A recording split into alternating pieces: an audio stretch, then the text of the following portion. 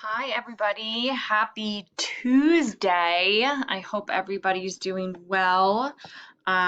We are going to be moving on to circumference of a circle today. So very exciting definitions to start out with. And they're given to you for the most part, so you just need to make sure you understand them. So you just need to know a circle is a set of all points in a plane, all of which are the same distance from the center. Okay, so the center would just be right in the middle of a circle.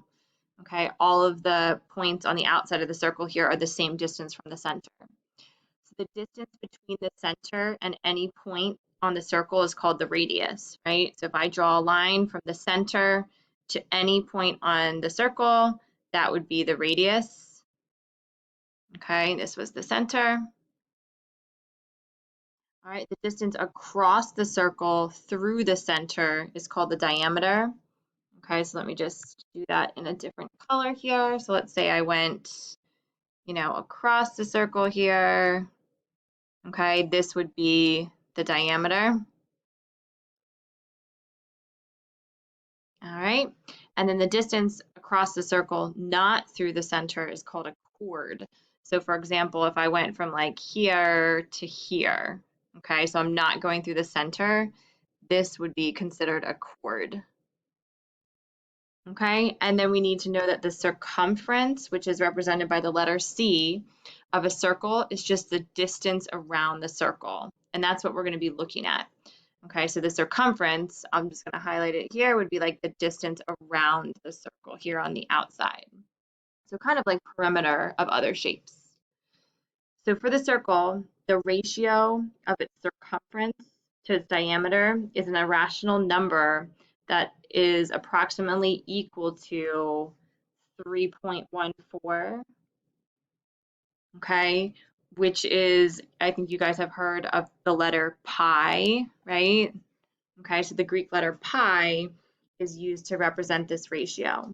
All right, so there's basically two formulas for circumference of a circle, but all of them include pi, and you need to use 3.14. So you can either do circumference is equal to 2 times pi times the radius, or the other thing that you could do is circumference is equal to pi times the diameter. And the reason that this works is because 2 times the radius is going to be equal to the diameter, right? So 2 times the radius is actually equal to the diameter. So if this is my radius and I double it, right, this whole thing is actually the diameter. Okay, so based off of what you have, what they're giving you in the problem, you can use either formula there. So another thing to note here, right, the diameter is just 2 times the radius. And again, that's because the radius is halfway across the circle. So if we know the radius is actually, let's give this a number. The radius is 5, right? The diameter would just be double that, so it would be 10. Okay, or if you had the diameter, let's say the diameter was 20, okay, we would know the radius is just half of that, so the radius would be 10. Okay, so the radius is the diameter divided by 2. The diameter is 2 times the radius. All right, so for this first example, they want us to find the circumference of each circle.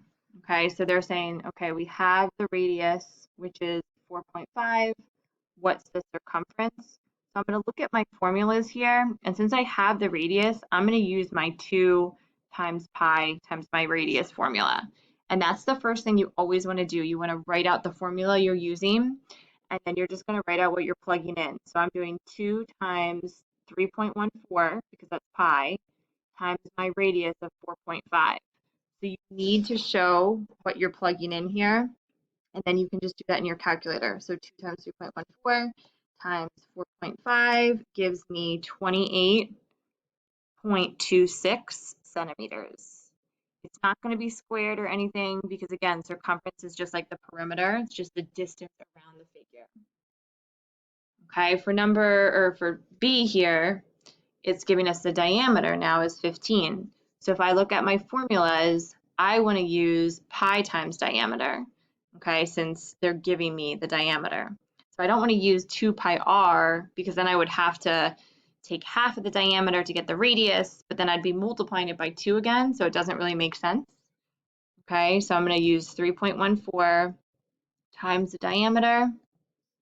Okay, so I would do 3.14 times 15, which would give me 47.1 feet for my circumference. Okay, sometimes people like to use that formula all the time. So like, for example, in A, if I just use pi times the diameter, they're giving me the radius is 4.5, but I know I can just double that. So 4.5 times 2 gives me the diameter of 9. So I would just do 3.14 times 9. Okay, or you can, plug it into 2 pi r. So either way works. All right, so for number 2, it's the same sort of thing. They're just giving you the picture here instead. So this is halfway across the circle, so that's the radius.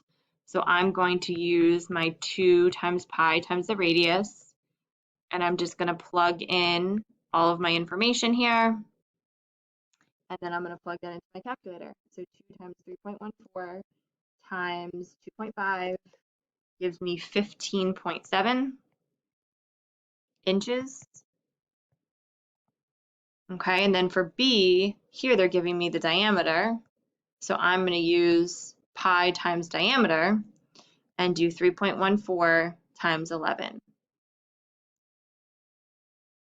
Okay, so I'm going to plug that into my calculator and do 34.54 kilometers. All right. So going on here, this is a little bit different. So now they're saying, given the circumference, find the radius and the diameter.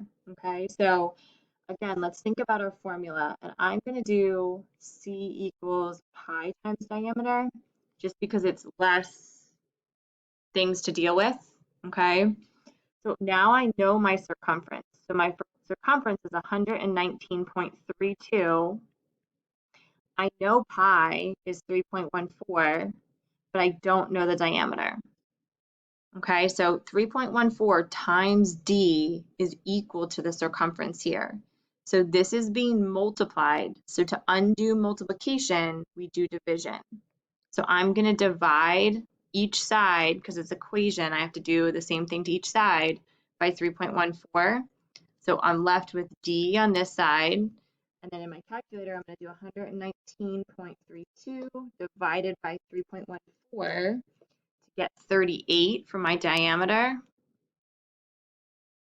Okay, so again, your diameter is double the radius. So to get to the radius, I need to take my diameter and divide it in half. Okay, so half of the diameter would be 19 inches. So you always want to double check that when you have your answers here. Your radius should be, if you multiply it by 2, that should give you your diameter. So 19 times 2 is 38 inches. Okay, so I'm going to do the same thing with B. So I'm always going to use this pi times diameter because it's just easier. You don't have 3 things to deal with. And I'm going to plug in my circumference because that's what they give me. I know pi is 3.14 and I'm looking for the diameter. So it's an equation, 3.14 is being multiplied by the diameter. So to undo that, I'm going to divide, and since it's an equation, I have to do the same thing on both sides. So if I type that in, 107.76 divided by 3.14, I'm going to get 34 point, and it's a decimal, it keeps going on, so I'm just going to round it to the nearest hundredth for now. So 0.32 since it's 318. Okay, so that's my diameter. Okay, and again, to get to the radius, I'm going to take my diameter and divide it in half. Okay, so 34.32 divided by 2 gives me a radius of 17.16.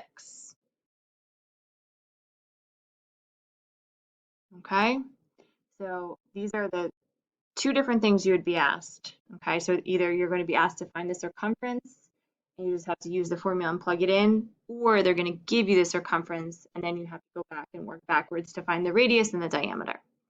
Make sure if you have any questions on anything that you star that so that we can go over it during the live session.